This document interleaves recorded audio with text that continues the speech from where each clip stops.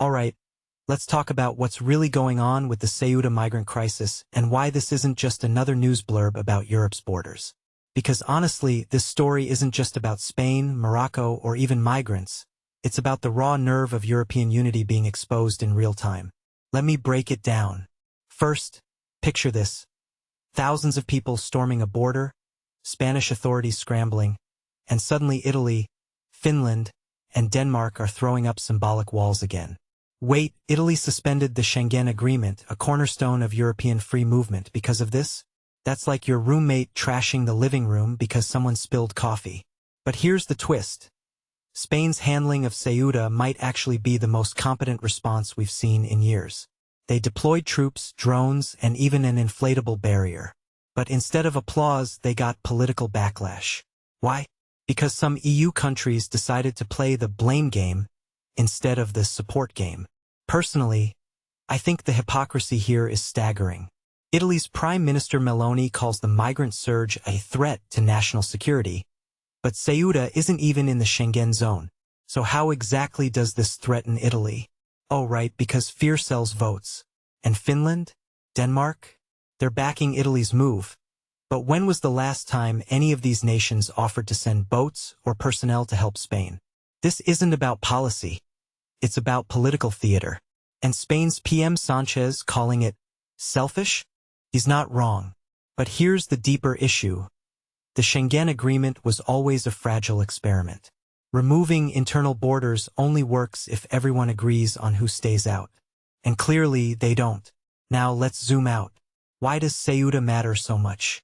Because it's Europe's literal and symbolic gateway to Africa. Migrants swim across the Mediterranean, risking everything to touch EU soil. And Spain's Supreme Court recently ruled that these people can't just be sent back without due process. That sounds humane, right? But it also created a loophole traffickers exploited. Sánchez blames mafias for spreading the court ruling like wildfire, which is true, but also convenient. The real problem? Europe's refusal to create a unified migration system.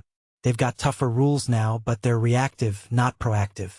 And when push comes to shove, every country's solidarity has a price. What's fascinating is how this mirrors the 2015 refugee crisis. Back then, Germany opened its borders, and the EU imploded.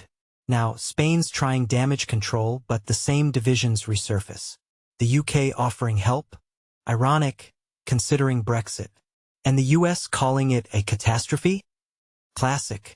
Trump's invasion rhetoric plays into every far-right narrative. But let's not pretend this is about numbers alone. It's about control. Control of borders, control of the narrative, and control of domestic politics. Even Germany's demanding Morocco take back migrants immediately, because diplomacy is dead, apparently. So where does this leave the EU? In a PR nightmare. Ursula von der Leyen calls the images unacceptable. But the real unacceptable thing is Europe's inability to agree on basic principles. If the Schengen zone can be suspended over one crisis, how long before it becomes the norm? And if Spain's cooperation with Morocco is the only thing holding this together, what happens when Rabat decides to play hardball?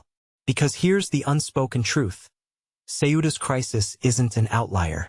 It's a test run for the next decade of EU politics, where climate migration and economic desperation will make 2024's numbers look small. Let me leave you with this. The EU's biggest threat isn't migrants swimming across the Med. It's the slow-motion collapse of collective action.